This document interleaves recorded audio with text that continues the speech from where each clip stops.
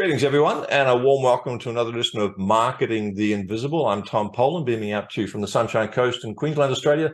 Joined today by Tristan Wright. Tristan, g'day, fellow Aussie. Welcome, sir. Where are you calling in from? Thank you very much for having me. Coming to you from cold Melbourne today. We've had 30 degrees the last couple of days, and we're back to our normal cold Melbourne weather. I've heard it's been a long, cold, wet winter in Melbourne. You gotta move up north where the sunshine is. But we'll get off climate and geography and back onto your specialty, folks. If you don't know Tristan, he's the Chief Business Sherpa at Evolve to Grow. Sherpa being your guide for growth. He's creator of the Business Evolution Framework, which is a seven-figure business owner himself. His model has not only changed his own business and his own life, but countless lives of busy entrepreneurs across the globe. He's got a really interesting subject that he's nominated today, which is if you feel like you're kind of running on that hamster wheel, that you don't have enough time and you're still scratching around for, how to service clients and so on. This is going to be a very valuable interview for you. The title today is why you should productize, why you should productize your offer. Tristan, I'm going to start the countdown timer. 7 minutes starts now. Question number one, sir, who is your ideal client?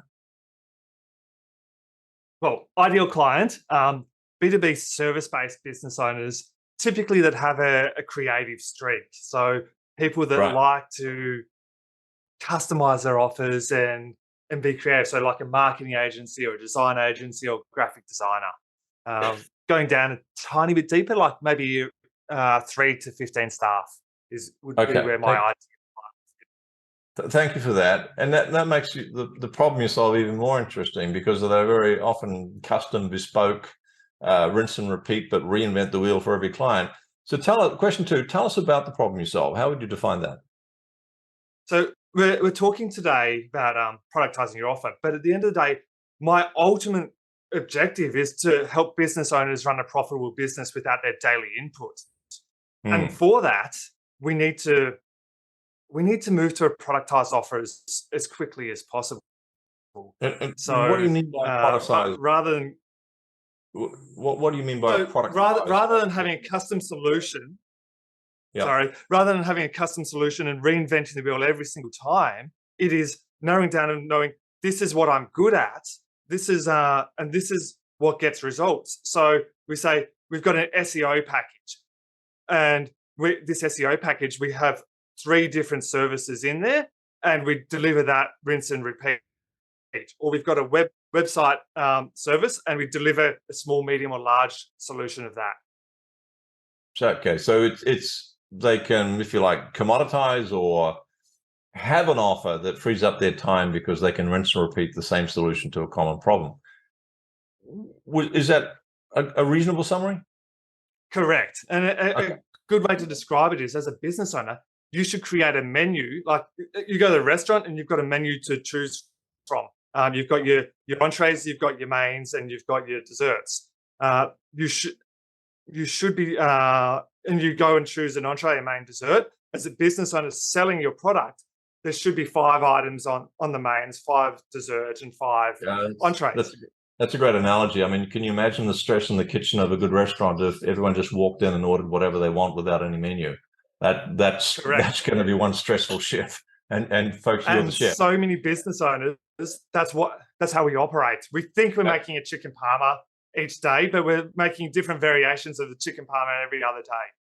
Yeah, and ingredients are different. It's stressful, and it's low profit, and it's high volume. So let's move on to a couple of quickly. Question 3 is, what are some of the typical symptoms that someone's going to be experiencing in their business if they need your solution?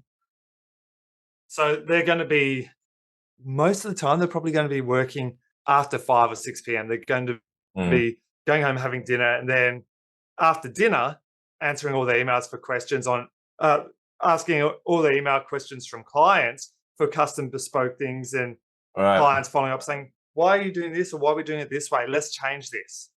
So they're out of time because they can't deliver the value in an efficient manner. I guess that's the big one, is it? They're just working too long and too hard.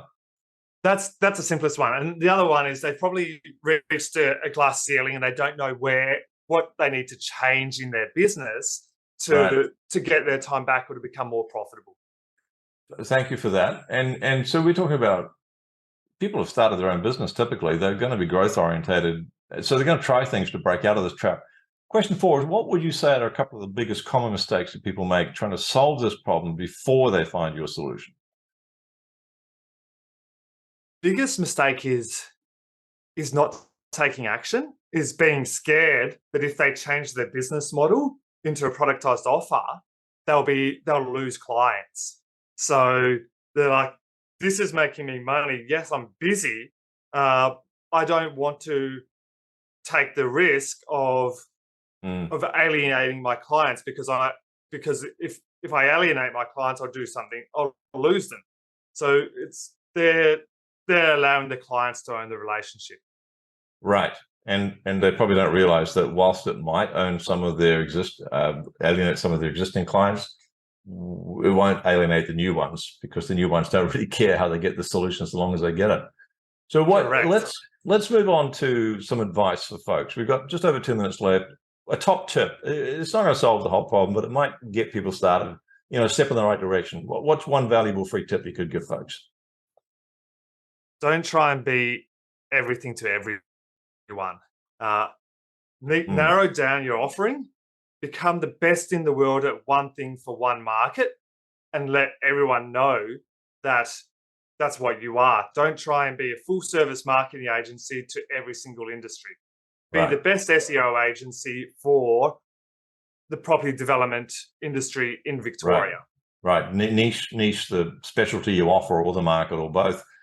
Let's where can people go to get more information? Question 6 is, give us a valuable free resource, a URL people can go to find out more about your solutions.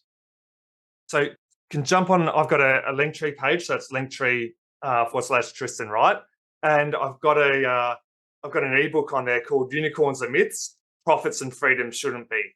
So that ebook literally nice walks you through the process that